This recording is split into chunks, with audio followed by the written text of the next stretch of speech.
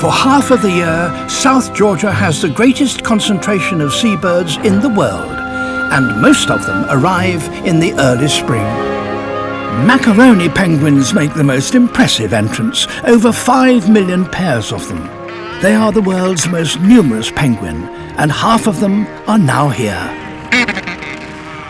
The arrival is complete. Courtship is next on South Georgia's busy spring schedule. The wandering albatross has the most elaborate display.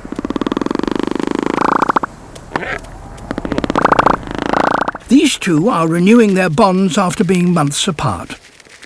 Wanderers pair up in their teens and can spend a further 50 years together, one of the longest partnerships in the animal world.